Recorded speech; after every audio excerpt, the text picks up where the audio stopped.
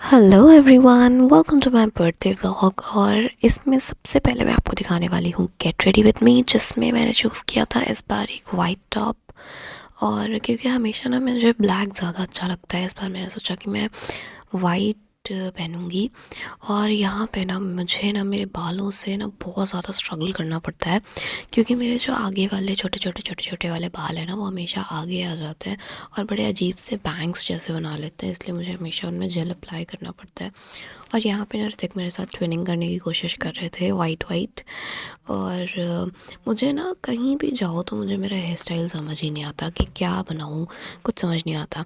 As you all know, मेरे ससुराल के चोचलों की वजह से मुझे घर से साड़ी पहन के निकलना पड़ता है।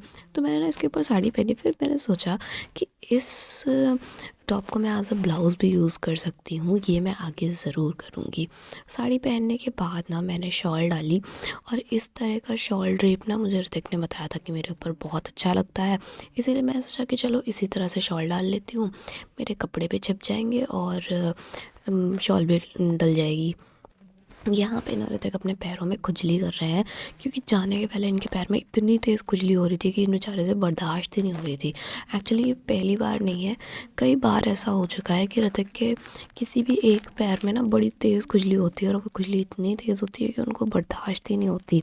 पता नहीं किस लिए होती है, I don't know. But Hrithik बोलते हैं कि शायद जब मुझे कहीं जाना होता है ना, तो मेरे पैरों में खुजली होने लगती है। मैंने कहा अच्छा, देख लेना कहीं कोई इन्फेक्शन ना हो। फिर हम ना यहाँ पर वृंदावन के गेट पर खड़े होकर जलेबी वाले का वेट कर रहे थे।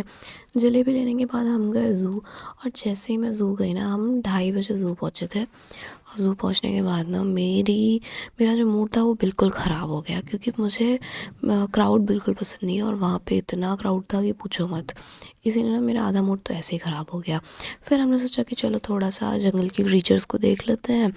जंगल जितना ज़्यादा हैरान हम जंगल की क्रीचर्स को देखकर नहीं थे, उससे ज़्यादा हैरान तो वो हमें देख कर थे कि ये कौन से बड़े वाले जानवर आ गए हमें देखने के लिए।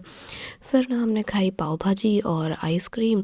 देखो भाई, मैं कहीं भी जाती हूँ ना, मेरा सबसे पहला मोटो ये होता है कि मुझे मज़े करने खाना पीना है।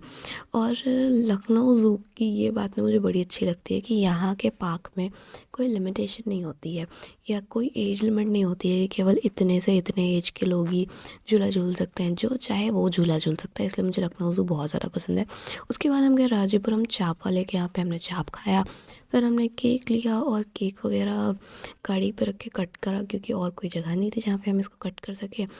और जब मैं केक कट कर रही थी ना, आसपास के लोग ऐसे घूर घूर के देख रहे थे कि यहाँ पे क्या तमाशा चल रहा है। मैंने कहा जल्दी से जल्दी केक कट करते हैं, फिर चलो भागते हैं। इसी वजह से मैं ज़्यादा वैसे पिक्चर्स भी नहीं ले पाई, वरना मैंने पहले से ना बड़े सारे पोजेस सोच के रखे थे कि मैं ऐसे पोज में पिक्चर लूँगी, ऐसे पोज में पिक्चर लूँगी। वैसे हमेशा तो जो मैं सोचती हूँ वैसा होता नहीं है। ये हमेशा का रिकॉर्ड रहा है कि जैसा मैं सोचती हूँ वैसा होता ही नहीं है, और बाद में जाके ना कुछ और ही हो जाता है। और फिर ना ऋतिक यहाँ पे मुझे केक खिला रहे थे, और मैं ऋतिक से कह रही हूँ कि देख लो वीडियो ऑन है ना, कहीं ऐसा तो नहीं कि ऑन ही ना हो फिर से तुम्हें मुझे केक खिलाना पड़े। ये देखो, आधे घंटे नहीं, पौन घंटे से 45 मिनट से ये आदमी गया हुआ है, लेकिन अभी तक शूज सेलेक्ट करके वापस नहीं आ पाया है। मैं तंग आ गई हूँ इससे। हमने कहीं और जाने का प्लान किया था, रात के 9:30 यहीं बज गए हैं।